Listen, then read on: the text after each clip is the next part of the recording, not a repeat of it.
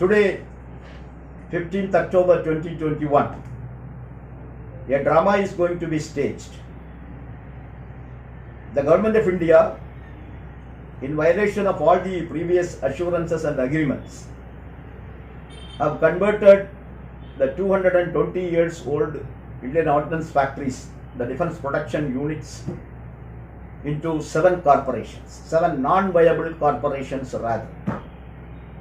And today, our Honorable Prime Minister is going to inaugurate these 7 corporations after 220 years. All these factories were already inaugurated at different point of time. When Britishers left the country, there were only 17 ordnance factories.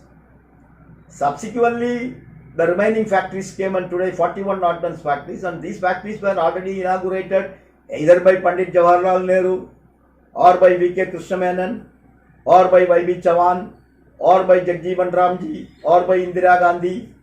But again, all these factories are going to be re-inaugurated rather, after breaking this organization into 7 pieces. In any organization, the strength of an organization is its employees. The wealth of the organization is its employees, because they only create the wealth. But those employees and their family members are boycotting this event. Why? What's the reason? Their difficulties, their problems, this government has completely ignored. They all are recruited as central government employees, defense civilian employees. And today, what is their status? Government says that their status is protected. 2 years their service will be protected. They will remain as government employees. But why wait for 2 years? Within 15 days we are facing hundreds of problems. Working hours are being abruptly changed without any authority. The piecework system is being changed without any authority. Employees are not getting medical advances. Even difficulties are being faced for withdrawal of their own provident fund amount, GPF amount. And what is going to happen? How the pension is going to be claimed? And what is going to happen about the 40,000 employees who are governed under the no guarantee new pension scheme? And whether the army is going to place orders on these factories on a nomination basis? No.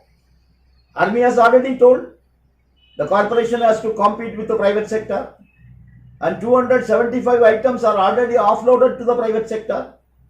So how these 7 companies will survive? With a lot of fanfare, this is being inaugurated. But then where is the guarantee that 220 years this organization has survived? Whether this government can give any assurance the factory will remain for another 50 years, another 25 years. No such guarantee government is prepared to give. And ultimately what will happen? The security of the country will be compromised. The defense preparedness of the country will be compromised. The self-reliance, whatever we have achieved in defense production, will be taken away.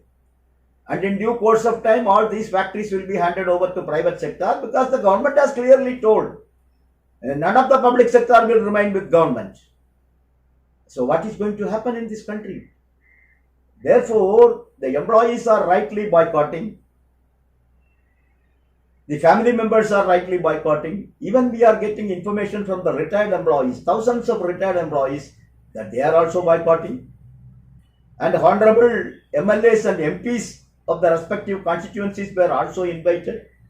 And we have got information, many of them have also informed when the workers are not participating, when their family members are not participating, as a people's representative, how we will participate in these functions.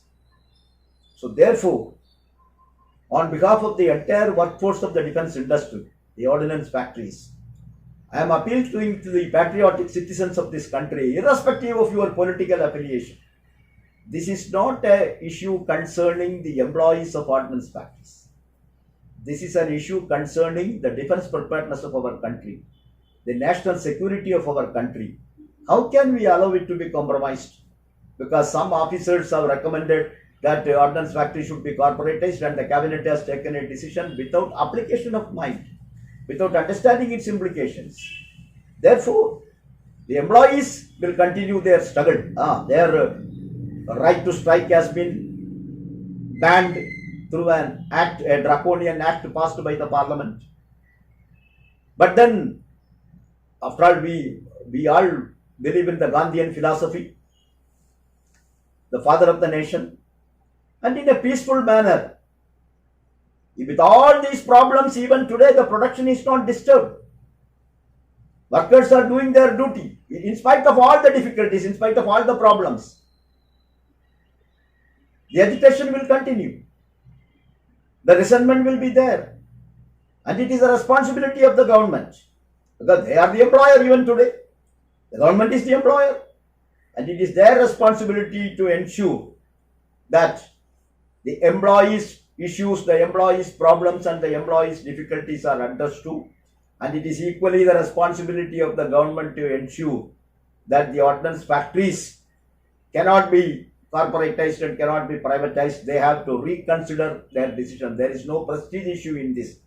After all, any individual, any organization, when they come to know they have committed a mistake, mistake can always be corrected, mistake can always be rectified, and for that a mental courage is required. Instead of that, for covering up one mistake, going on doing more and more mistakes, that is not in the interest of the nation. Therefore, I am confident that the struggle which the defense employees are carrying forward will be completely supported by the patriotic citizen of this country, irrespective of their political affiliation. Thanking you very much.